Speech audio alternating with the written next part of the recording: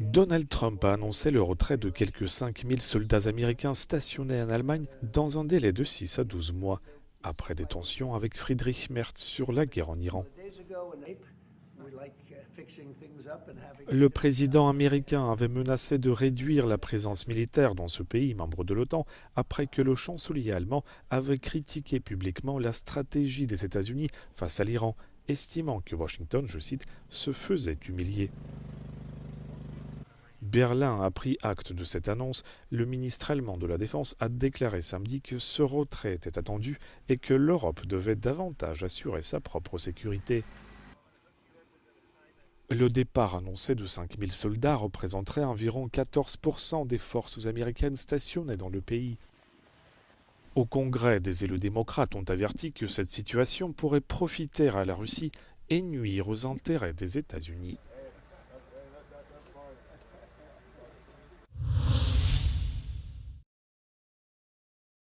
La brouille diplomatique entre l'Ukraine et Israël semble avoir pris fin après l'interruption du déchargement d'un cargo qui aurait transporté du blé ukrainien volé vers un port israélien.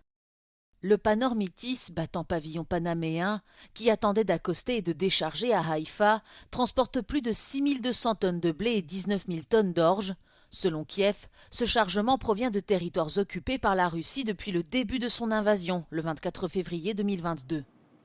La société d'importation israélienne Zenziper a annoncé que le navire devrait trouver une autre destination pour ses marchandises, tandis que Kiev a déclaré qu'elle continuerait à suivre sa position et à mettre en garde contre toute opération qu'il entreprendrait. Le différend entre Israël et l'Ukraine a éclaté cette semaine après que les autorités israéliennes ont autorisé un autre navire transportant une cargaison similaire à décharger au port de Haïfa. Les responsables israéliens ont nié avoir reçu des preuves suffisantes de la part de l'Ukraine et ont critiqué Kiev pour avoir rendu cette affaire publique sur les réseaux sociaux.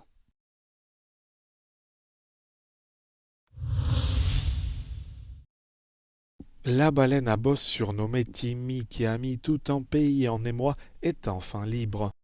Après avoir été remorqué par un navire depuis l'Allemagne où le cétacé s'était retrouvé bloqué sur plusieurs bancs de sable de la mer Baltique, Timmy a été relâché ce samedi au large des côtes danoises. L'animal, qui pèse environ 12 tonnes, nage désormais de manière autonome et, du moins pour l'instant, dans la bonne direction, a indiqué à la presse une membre de l'opération de sauvetage. Certains experts ont critiqué cette initiative financée par des fonds privés. Le biologiste marin de Greenpeace, Thilo Mack, estime que la baleine a été relâchée sur l'une des routes maritimes les plus fréquentées d'Europe et laissée à son sort. Il juge ainsi ses chances de survie minimes. Après plus de 25 ans de négociations, l'accord commercial controversé entre l'UE et le Mercosur est entré en vigueur à titre provisoire. L'accord n'est toutefois pas définitif puisqu'un recours juridictionnel a été déposé devant la Cour de justice de l'Union européenne. Sa mise en application, décidée par Ursula von der Leyen, a donc techniquement contourné le vote du Parlement. La mise en application provisoire montrera les bénéfices tangibles de l'accord, a écrit la présidente de la Commission sur X ce vendredi 1er mai. L'accord crée une zone de libre-échange entre l'Union européenne et les pays du Mercosur, l'Argentine, le Brésil, le Paraguay et l'Uruguay. Après plusieurs reports, le pacte a finalement été signé en janvier. Cependant, tout le monde n'était pas satisfait. L'accord a suscité une opposition importante de la part de plusieurs États membres de l'UE, tels que la France et la Pologne, mais aussi de la part des agriculteurs européens. Les partisans de l'accord estiment qu'il créerait de nouvelles opportunités de marché. Les détracteurs, quant à eux, affirment qu'il engendre une concurrence déloyale pour les agriculteurs européens et craignent qu'il n'affaiblisse les normes et réglementations de l'UE. Alors que la Commission européenne a obtenu le soutien d'une majorité d'États membres, une majorité de l'opposition s'est manifestée au Parlement européen.